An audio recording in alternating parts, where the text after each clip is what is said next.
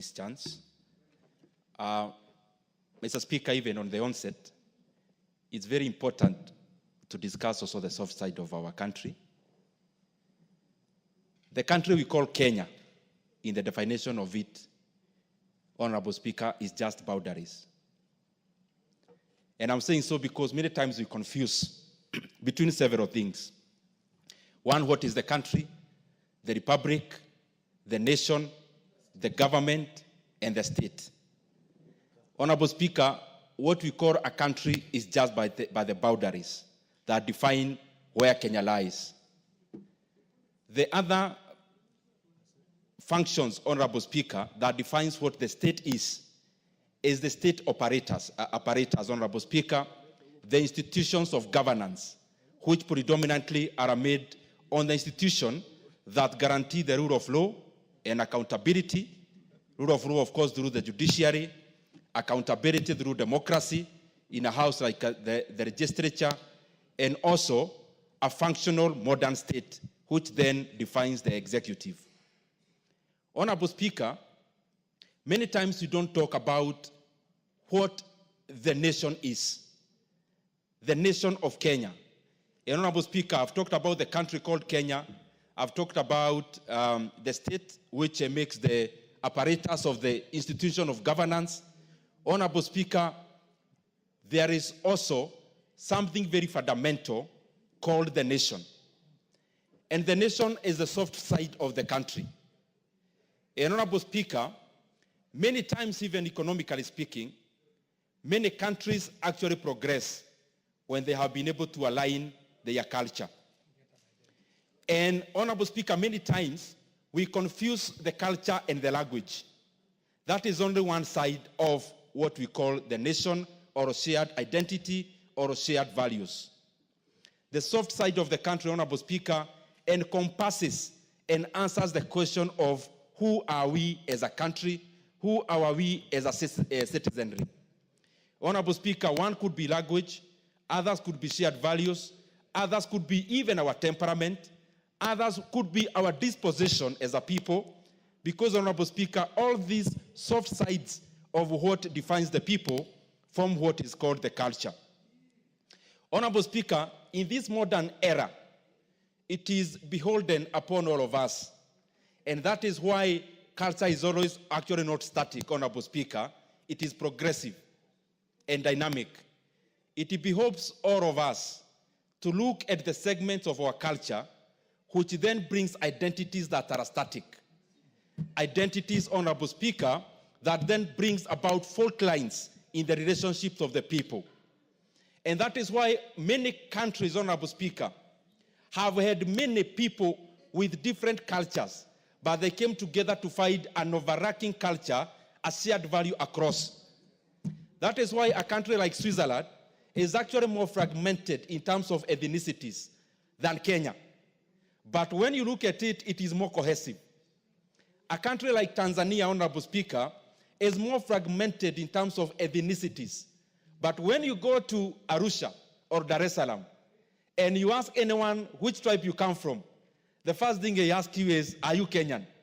And Honorable Speaker, what I'm just trying to say is that it is important progressively. It may not happen very suddenly. Progressively, that for a country to actually thrive economically, they have to pull in one direction. And for a people to pull in one direction, they have to be the same people. That homogeneity of the people, Honorable Speaker, comes about by coming up with a culture that overacts and a culture that is shared across all people. People could be speaking different languages. People could be different even in their appearance, Honorable Speaker, but it is important, even for a country to thrive, that we pull in one direction. And for us to pull in one direction, we first of all have to deal with the fault lines. We have to deal, Honorable Speaker, with things that divide us and find an overarching culture and shared values that bring us together as a people.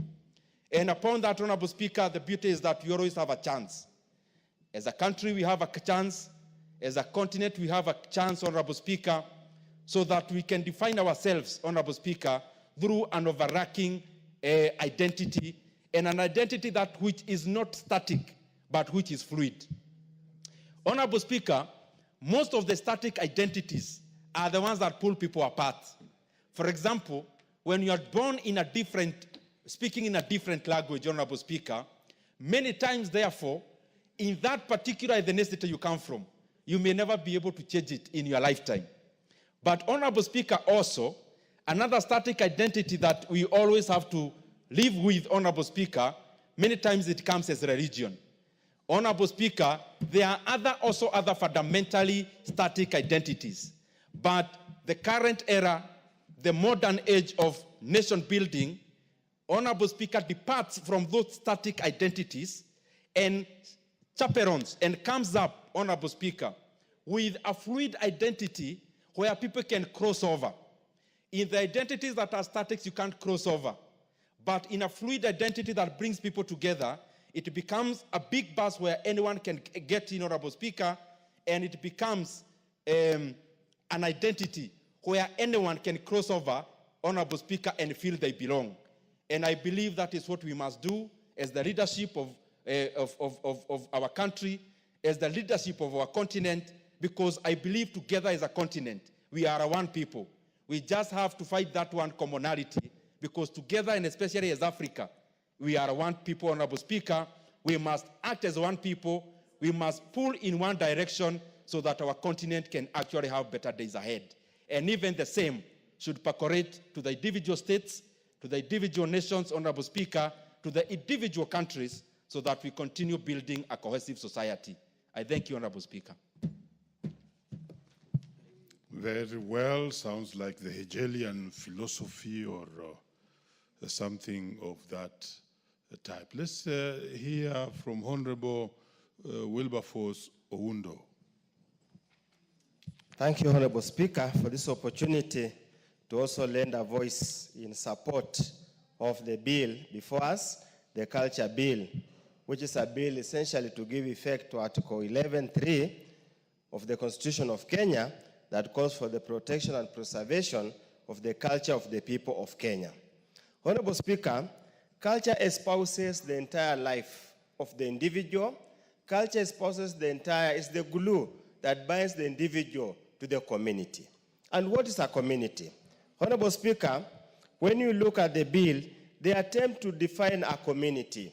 And a community defines a culturally homogeneous and consciously distinct group of people who share any of the following attributes: common ancestry, similar cultural mode of livelihood or language, geographical space, ecological space, or community of interest.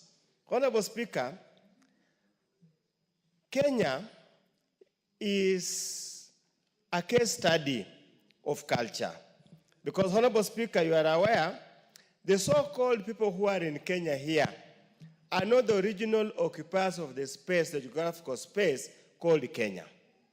All of us migrated from somewhere and came to this country, and because of the colonial boundaries, we found ourselves in one space, one geographical space, delineated by us Kenya, reaffirmed in our Constitution 2010 as the space called Kenya. But truly speaking, Honorable Speaker, and I would want to challenge anybody who has a contrary opinion, and this bill seems to allude to something like a national culture. We can never have a national culture because we are completely different, but we can have a community of interest because we are bound together politically, we are bound together the instruments of the state, we are bound together by the monopoly of violence that's normally bestowed on the state to ensure that we remain together. It's therefore important, as we live in this country, we must appreciate the diverse culture of the people of Kenya. I say so, Honorable Speaker, I am a Samia, and the Samia people stride both Kenya and Uganda. We were simply separated by the colonial boundaries. So if you tell a Samia person to espouse the national culture of Kenya, what about the cultural integration that we have with our community, with our brothers and sisters, our cousins across the border? The same applies to the Somali community. If you tell them they must now discard the Somali culture and espouse the national culture, what happens to the Somalis in Somalia, Somalis in Djibouti, Somalians everywhere? The same applies to my neighbors, the Tesos. The same applies to Masais. Therefore, it is important in the drafting of this bill, and I want to echo the sentiments of KJ, when he says this bill is a generality. And even if you look at the drafting, Honorable Speaker, it would mean actually it will have almost 100 or so regulations, subsidiary legislation, to put into effect to implement this bill. This also brings now, I can understand the difficulties the drafters faced. What is culture? What is culture? Is such a fluid statement, is an ever-changing target. The culture that was there when we started migrating here is no longer a culture that's tenable today. Some cultural practices have faded away, have to change by virtue of changing society. That's why, Honorable Speaker, as I'm not so sure to what extent amendments will be made to this bill to make sure that it fits. Again, if you look at the definition of culture, defines culture means the set of distinctive spiritual, material, intellectual, and emotional features of a community or a social group. Incapable of being precisely defined. So, Honorable Speaker, it is a good attempt in the right direction to preserve the culture. But the only saving grace I see in this bill is an attempt to give it to the county government to recognize and register. But again, Honorable Speaker, in a heterogeneous society, community, for example, like Busia County, to what extent can the county government record and preserve the cultures of Tesos, the cultures of Samias, the cultures of Marach, the cultures of Bahayos, the cultures of Banyalas, the cultures of the Luos who have come to stay with us, the culture of the Subas who have come to stay with us, Honorable Speaker. And then also, Honorable Speaker, it is basically, my fear is the way it's drafted. And normally the way the other side has got very intransigent views to any views expressed from this end. If we pass the way it is incapable of being implemented, Honorable Speaker. We must appreciate, I totally agree, mwacha mila ni mtumwa. But the mila, as the player says it, is specific, localized, and left there. Honorable Speaker, there are some cultures that we are not willing to cede, to expose to other people, because it's our secret. Honorable Speaker, a herbalist will not allow to surrender his skill or her skill to anybody else so they can copyright, because that's their survival. So how do you register that kind of a culture and let it go out? Honorable Speaker, a night runner, that is culture, a night runner. How do you expect a night runner to go and register his innate skill to run at night and scare boys and girls, or those who roam, or even the skill of carrying some sand or gravel and throwing on top of the roof? How do you explain that, Honorable Speaker? How do you explain that? Undo, I thought that runners had earlier registered their own society. Proceed.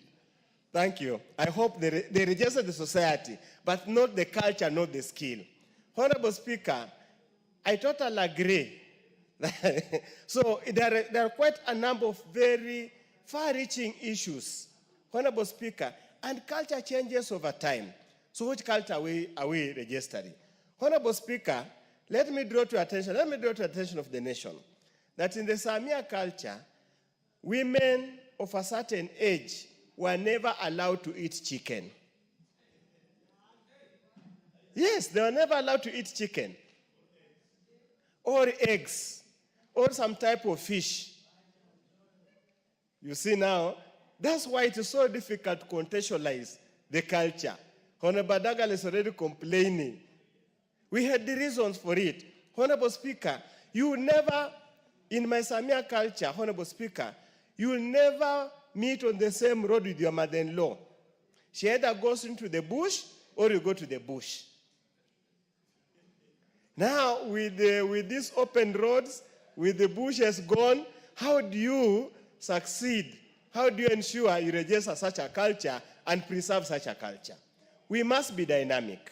And that's why, for me, where I sit, the focus should be in the historical books, probably collecting the artifacts of the people.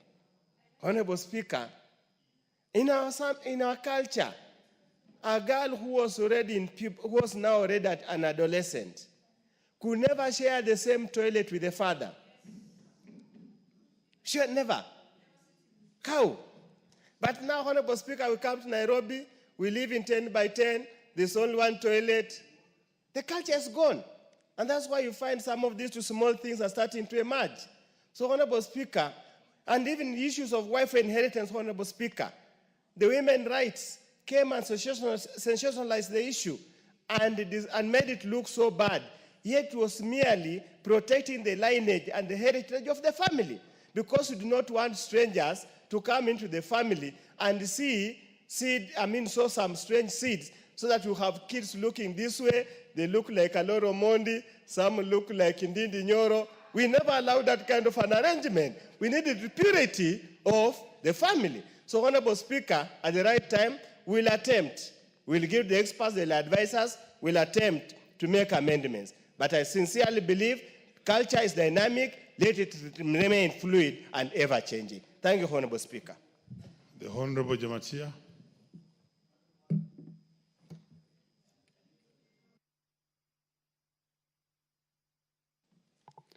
Thank you so much, Mr. Speaker. I want to, from the onset, support this culture bill. And I want to say it is a very timely bill. It is a bill that is going to give us a lot of unity as a country. And before I even go so far, I want to quote and read a quote from one of the British Parliament legislator those days, or someone who addressed British Parliament in 2nd February 1835. His name is Lord Macaulay. He said, "I have traveled across the length and the breadth of Africa, and I have not seen one person who is a beggar, who is a thief. Such a wealth I have seen in this country, such high moral values, people of such caliber, that I do not think we would ever conquer this country unless we break the very backbone of this nation, which is our spiritual, cultural heritage. And therefore, I propose that we replace our old and ancient education system, our culture. For if the African think that all that is foreign and English is good, the greater and greater than their own, they will lose their self-esteem, their native culture, and they will become what we want them. A truly dominant nation it is.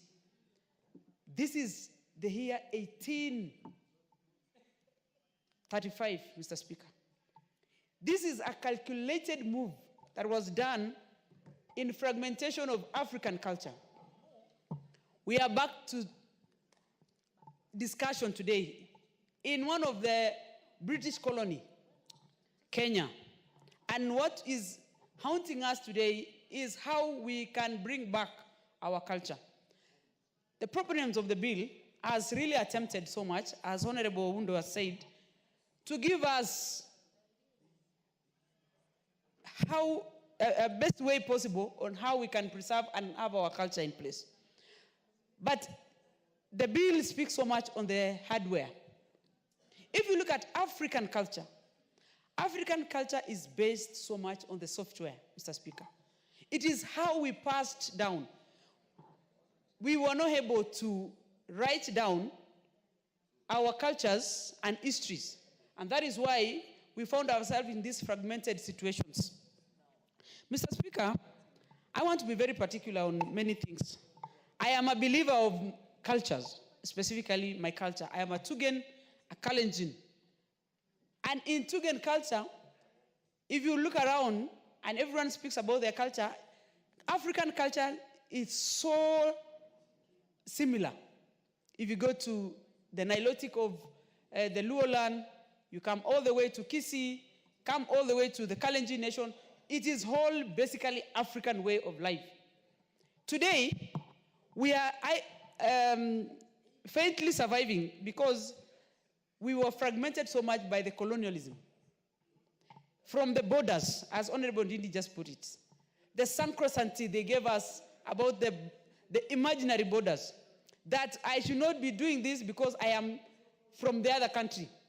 It is because listening to what this, the proponents of the colonialism realize is that Africa looks like a small vault, that every time you want to save something, you put it in your vault. It is because in Europe today, you can traverse from every corner of the continent from the morning to evening without borders.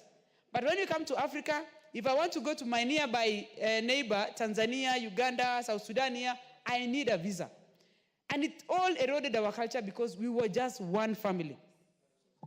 I want to speak about our dressings. I really want to look forward to a day when all of us in this house will be comfortably walking in and out with our culture or cultural dresses. I want to dress in my Tugen dress and showcase my beads, whether I am half naked or whatever. It is always what we were priding on so much. There are many other ways that Africa were proud in their cultures, and many of them is artificial African cultures, and it's what we call artificial intelligence today, Mr. Speaker, like the rainmaking. That is artificial intelligence. There was a way our young mothers and our old mothers, the grandmothers, would walk in and know a small girl of around 18 years is pregnant without necessarily going to test in the hospital. Because there was no way, but there was a way they would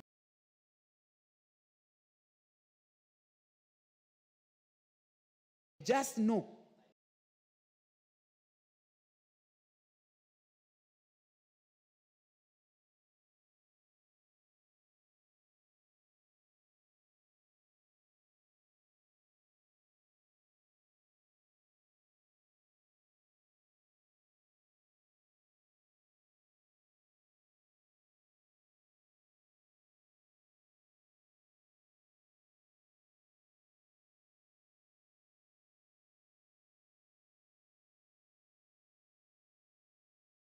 Just know. There are also ways that you cannot marry from this other clan because of the historical and passing of specifically on diseases that ever happened in some clans, that we are told as a young girl, you are only guided to be married from this point of family or clan or whatever. Also, we used to have and pride on polygamy. Most of the families here are products of members here in the floor or this house are products of polygamy. Today, we are being told we shun our polygamy status or culture and embrace homosexuality. It's a wild thinking of how Africans would easily pick other people's culture and, easily shun away or throw away their cultures. Like spiritual, for instance, Mr. Speaker. If I was born in India today, I would be an Hindu. If I was born in America, probably I was a Christian.